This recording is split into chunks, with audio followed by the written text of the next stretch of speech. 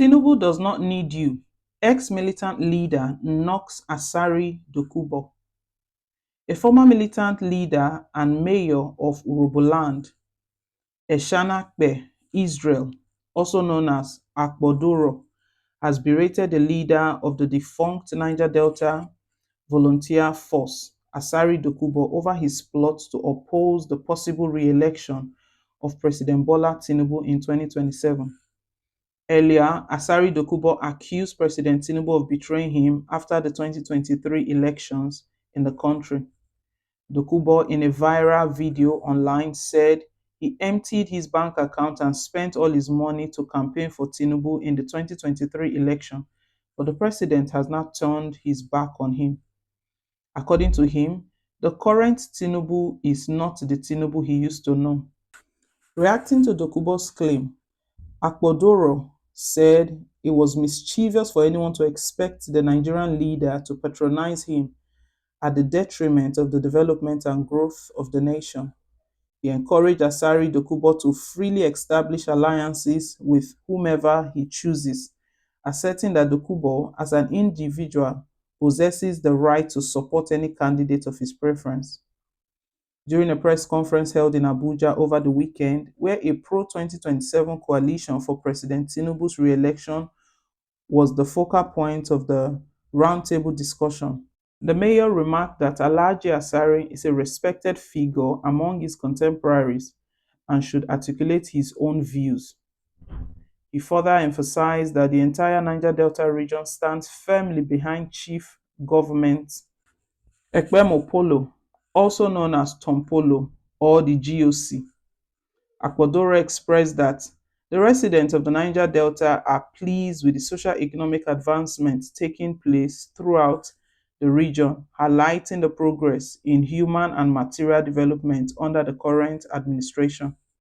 He contrasted this with the previous era, which was marked by widespread poverty and despair.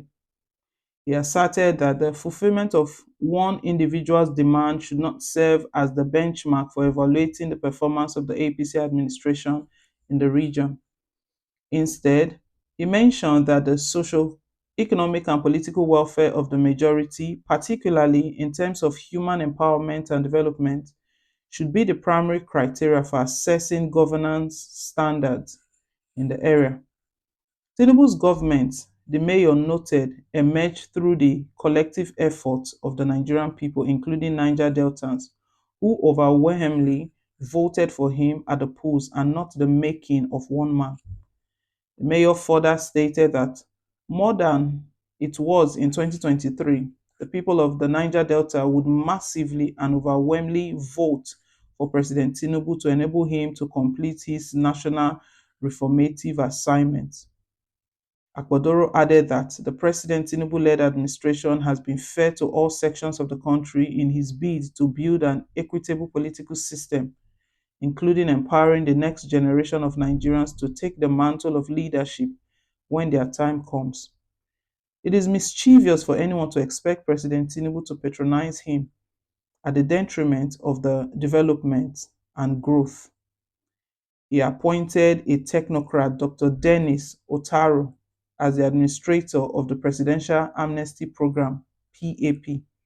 The engine of the service in the Niger Delta Development Commission, NDDC, is grinding non-stop.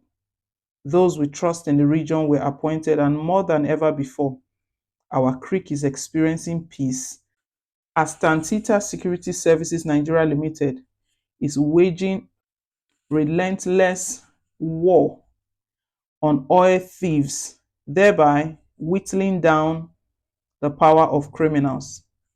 He encouraged Alhaji Dokubo to postpone his alignment until 2027, allowing him to choose his preferred association, while the remainder of the Niger Delta will support President Tinubu, a Southerner recognized for his transformative potential for a new Nigeria. This ex-militant leader that is coming for Asari Dokubo, one thing he mentioned, one thing that caught my attention here while he was speaking was that Nigerians massively voted for President Tinubu, Bola Tinubu, to emerge the president of the country. I don't know about that too, because if you take a poll to ask how many people truly voted for Bola Tinubu, because our electoral system, we know that they are not even credible enough. We can't even trust what they do. We can see how they've been exposing themselves back and forth. Some of the chieftains of a different political party coming out to say we influenced INEC. It wasn't us that really won. We worked with this leader. The other day, it was Yesom Wike that was mentioned, that was named, that in one of the local government areas in Rivers State, that it wasn't their party that won, but they started protesting for days and days until INEC changed the results. So INEC can just change results like that.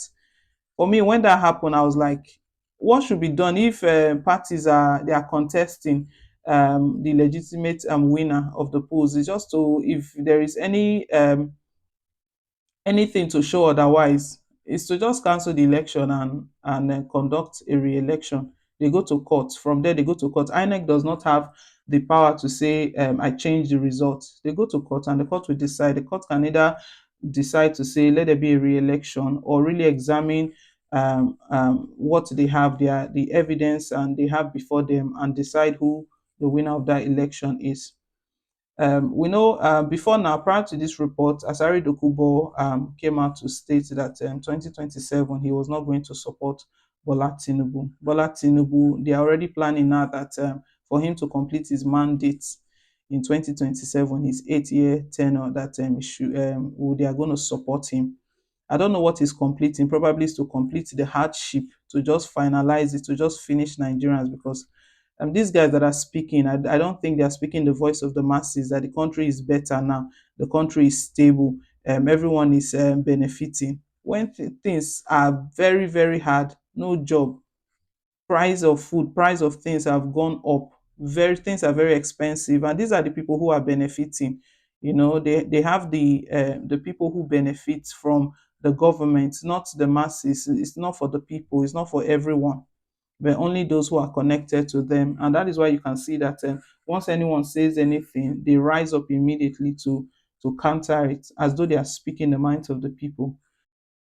It's so unfortunate, but we will not give up hope. We'll keep hoping that a better Nigeria will emerge with leaders who have conscience and who are ready to serve the people. Well, guys, leave us your take. Thank you once again for staying tuned. And please don't forget to like, share, and to subscribe. Till I come your way again with more updates. Bye.